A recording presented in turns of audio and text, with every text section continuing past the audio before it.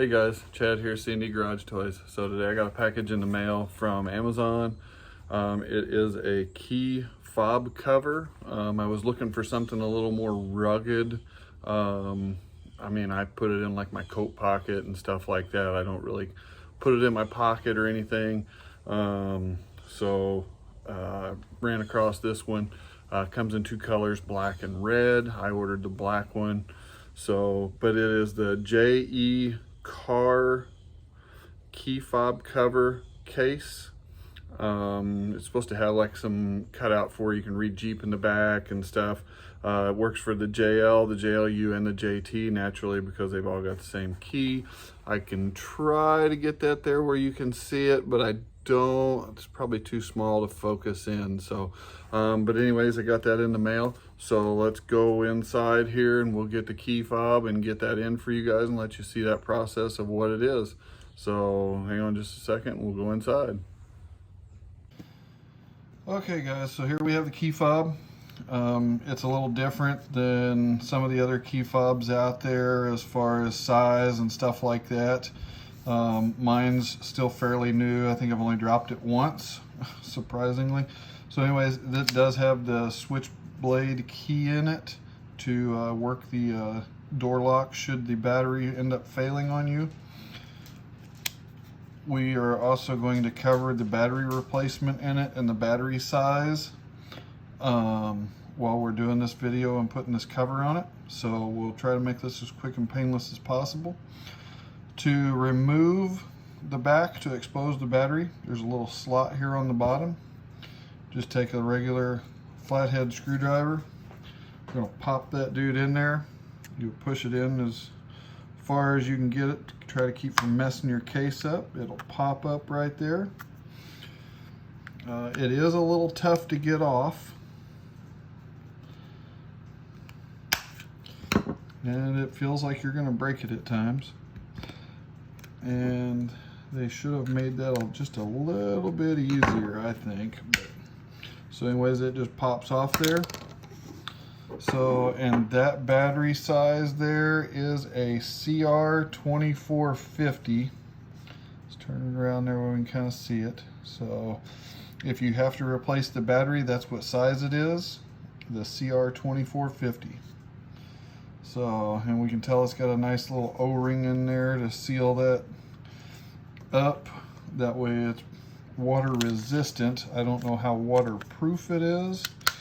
I know in the past I have actually been swimming before with my key fob in my pocket and I didn't know it, and it was for a Dodge Dakota at the time, and surprisingly I swam about 15 minutes, pulled it out, and it still worked. So alright, so now we'll get to this key fob here, this cover. I'm going to open it up and see what all comes with it. Okay, we got that open.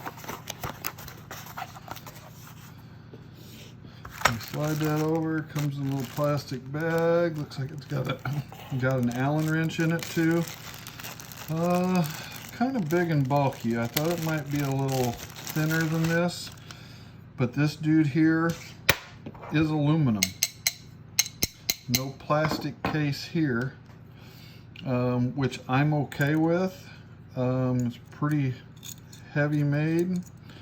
We'll get it apart here and see how everything goes. Got some Allen head screws in it. A lot of them I have seen are just the plain rubber ones, and I did not want one of those just because of the simple fact with the switchblade key there's a big slot in it, and I would imagine that they probably come out pretty easily. So it just splits apart. There's no rubber in there or anything, so I don't know how well it's going to slide.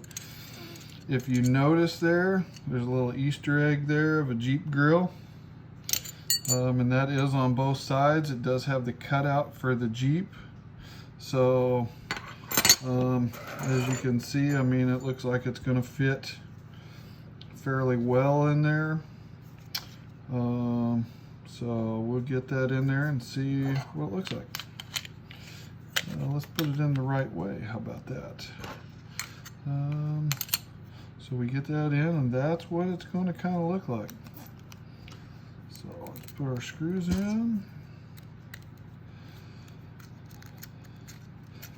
I really wanted something metal instead of just the rubber. I wish this had a rubber lining in it. I think it would be a little better.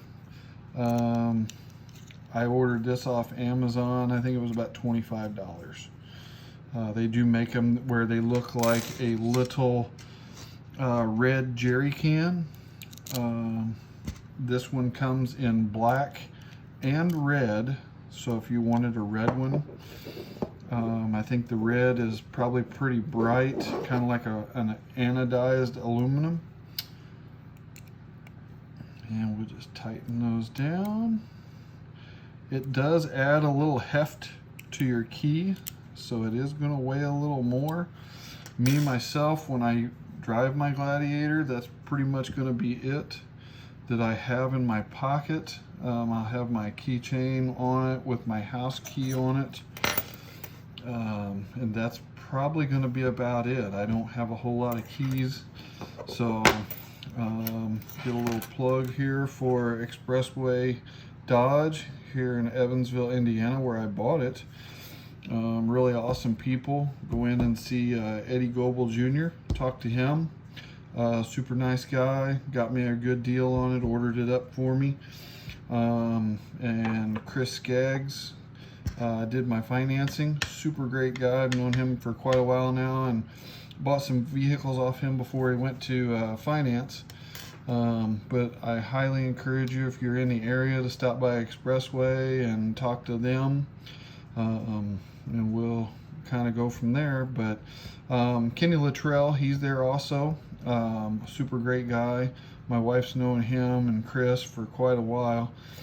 So if you guys are in the market for a Jeep, Dodge, Chrysler, Mitsubishi, I mean, they can pretty much hook you up and get you financing and everything else. So, but anyways, back to the key fob. I'm pretty impressed with it. See how that, oh, see that, you really have to push down on that button. I can't even push it down and get it to come out. It does push down. See, and that doesn't open. So we may have an issue there. That may be because it's just too tight. Yeah, I'm gonna guess that's what it is. It's this one over here is just too tight, and it probably clamps down on that key a little bit.